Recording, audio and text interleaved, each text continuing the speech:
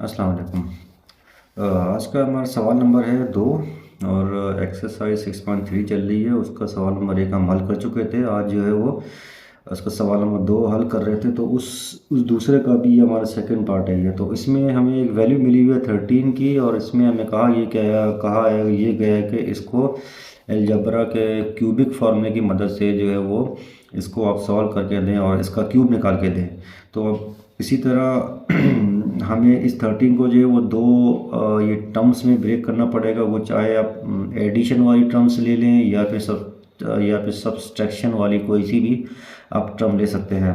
तो यहाँ पे मैंने जो है वो ये एडिशन वाली टर्म ली है। तो आप अगर सब्सट्रैक्शन में लेना चाहते हैं तो वो आपका किस तरह हो सकता है, वो आपका 16 - 3 भी हो सकता है, या फिर वो आपका 20 ये -7 भी हो सकता है, या फिर वो आपका जो है ये 14 - 1 भी हो सकता है, या फिर ये आपका 15 - 2 भी हो सकता है।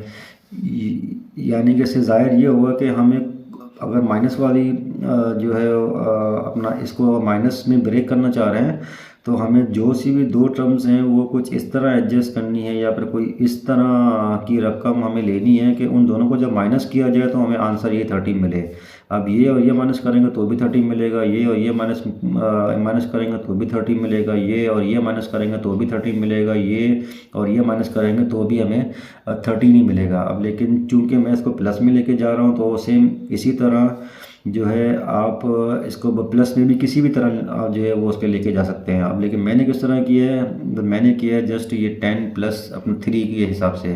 तो ये 10 + 3 हमारा 13 बनेगा। तो हमें हमें सवाल में क्यूब ही इसका कहा हुआ है।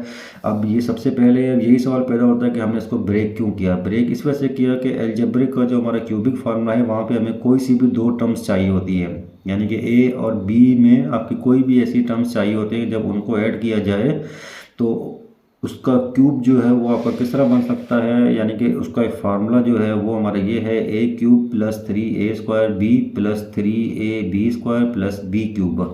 ये एक फार्मूला है। अब इस फार्मूले में जो है वो हमारा ये 10 जो है ये हमारा a बन जाएगा, ये मैंने यहाँ लिख भी दिया है, और ये 3 जो है ये हमारा b बन जाएगा, जो कि मैंने यहाँ लिख भी दिया है। अच्छा, और ये सवाल जो है वो आपका इस पेज नंबर पर भी है, ठीक है ना। तो अब चूंकि मैंने प्लस में ब्रेक किया है, तो अब क्या करेंगे कि अब हमारा फार्मूला तो ये था हमारा। अब ठीक है, तो इस फार्मूले में अब जहाँ जहाँ पे भी हमारे पास ए था वहाँ पे हम 10 रखते जाएंगे, और जहाँ जहाँ पे बी था वहाँ पे हम 3 रखते जाएंगे हम।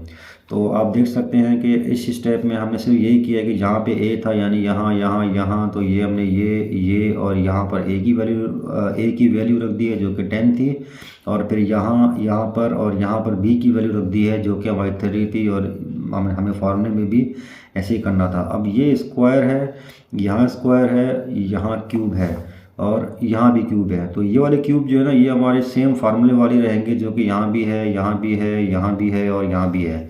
तो ये हम चेंज नहीं कर सकते हम, ठीक है।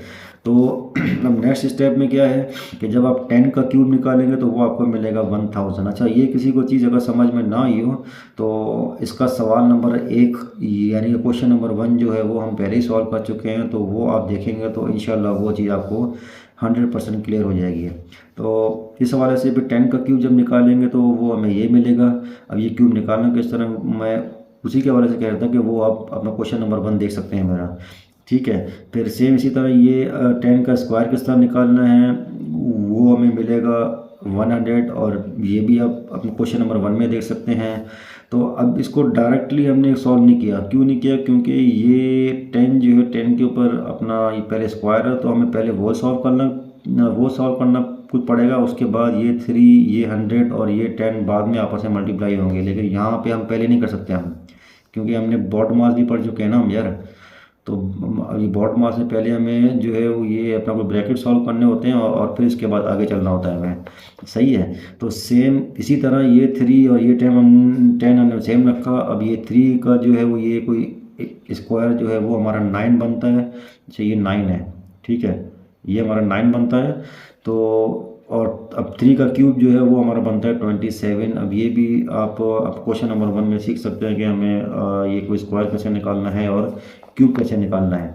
तो अब ये 1000 हमने सेम रखा इधर। अब ये 3 मल्टीप्लाई बाई 100 मल्टीप्लाई बाई 3 जो है ये इसका आपको जवाब मिलेगा 900। ठीक है, फिर ये 3 और फिर मल्टीप्लाई बाई ये 10 फिर मल्टीप्लाई बाई 9, इसका आंसर मिलेगा 270 और फिर 27 जो है वो हमारा सेम रहा। अब ये तीनों हमें जस्ट ऐड करने हैं। ये जब ऐड करेंगे तो हमें आंसर मिलेगा ये। तो इनकी एडिशन और सब्सट्रैक्शन भी मैं वहाँ पे समझा चुका हूँ, लेकिन चलें एक दफ़ा अब यहाँ भी कर लेते हैं हम।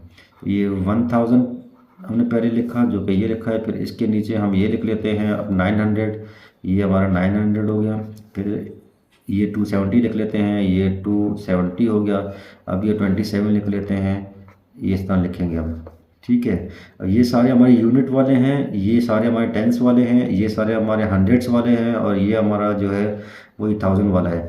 अब ये सारे ज़ीरो हैं और इनमें हमें 7 ऐड करना है, तो इसका आंसर हमारा 7 ही आएगा। यहाँ ये 2 ज़ीरो हैं और एक 7 है और एक 2 है, तो ये 7 + 2 हमारा बन जाएगा 9। और यहाँ पे कितना है, ये 9 और +2 ये हमारा बन जाएगा 11, तो उसका 1 इधर और 1 ऊपर, तो ये 1 + 1 ये हमारा हो जाएगा 2।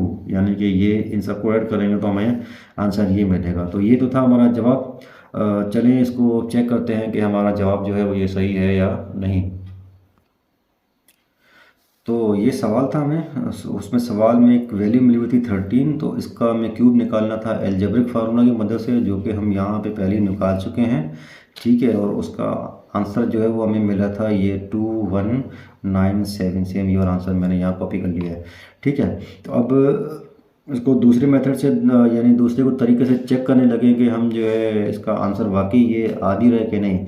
तो 13 का क्यूब निकालना था, तो हम इस 13 का क्यूब निकाल लेते हैं। अब 13 के क्यूब का मतलब ये है कि ये जो 13 है ना, ये आपका 3 दफ़ा मल्टीप्लाई होगा, यानी 13 मल्टीप्लाई बाय 13 मल्टीप्लाई बाय 13।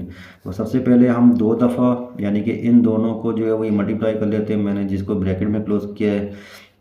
तो फिर जो हमें जवाब मिलेगा उसको हम तीसरी दफ़ा से मल्टीप्लाई करेंगे। ठीक है, तो हम सबसे पहले 2 दफ़ा मल्टीप्लाई करके देखते हैं इसको। ये 13 मल्टीप्लाई बाई 13, इनको मल्टीप्लाई कर लेते हैं। ये हमारा 3 3 हमारा होता है 9। ठीक है, और फिर 3 1 जो है वो ये हमारा होता है 3। फिर यहाँ क्रॉस लगाएंगे हम, ये 1 और ये 3 आपस में मल्टीप्लाई करेंगे तो जवाब मिलेगा 3। फिर ये 1 और ये 1 आपस में मल्टीप्लाई करेंगे तो आंसर मिलेगा 1। ठीक है, तो ये अब ये सारी जो है वो ऐड कर लेंगे हम। ये 9 + 0 ये हमारा 9 बनेगा, ये 3 + 3 ये हमारा 6 हो जाएगा, और 1 में कुछ ऐड करना ही नहीं है तो ये हमारा हो जाएगा 1। अब ये तो हमने सिर्फ 2 दफ़ा मल्टीप्लाई किया था हमने, तो हमें क्यूब निकालने के लिए हमें तीसरी दफ़ा भी मल्टीप्लाई करना पड़ेगा इसको। सही है, तो तीसरी दफ़ा जो है वो किस तरह होगा। अब ये 3 इस 9 से मल्टीप्लाई होगा, तो अब या 3 को 9 से मल्टीप्लाई कर लो या 9 को 3 से कर लो, बात एक ही है। तो तो आप जब इस 3 को 9 से जब मल्टीप्लाई करेंगे तो हमें आंसर मिलेगा 27। तो उस 27 का 7 इधर और 2 जाएगा इस 6 के ऊपर, इस 6 के ऊपर। ठीक है, और फिर ये 3 6 जो है वो हमारा आंसर होता है 18। तो 18 ये फिर +2 ये हमारे बन जाएंगे 20, तो 20 का 0 इधर और 2 इसके ऊपर। फिर ये 3 1 3 और फिर +2 ये हमारे हो जाएंगे 5। ठीक है, फिर अब एक क्रॉस लगाएंगे। अब ये 1 को मल्टीप्लाई बाय 9 ये हमारा हो जाएगा 9। फिर ये 1 मल्टीप्लाई बाय 6 ये हमारा 6। ये 1 मल्टीप्लाई बाय 1 जो है इसका आंसर होगा 1। अब ये भी ऐड कर लेते हैं, तो ये 7 में 0 ऐड किया तो हमें 7 ही मिलेगा। इस 0 में 9 ऐड किया तो ये हमारा 9 सेम रहेगा। इस 5 में ये 6 ऐड करेंगे तो ये हमें मिलेगा 11, तो उसका 1 इधर और 1 ऊपर, यानी इस 1 के ऊपर। फिर ये 1 + 1 ये हमारा हो जाएगा 2। तो अब आप देख सकते हैं कि यही हमारा आंसर जो है वो अलजेब्रा के फार्मूले से निकला था, जो कि हम पहले मालूम कर चुके थे। तो इसका मतलब ये है कि हमारा ये भी आंसर ठीक है।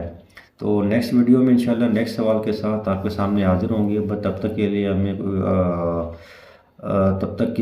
आपसे इजाज़त चाहेंगे और अल्लाह हाफ़िज़।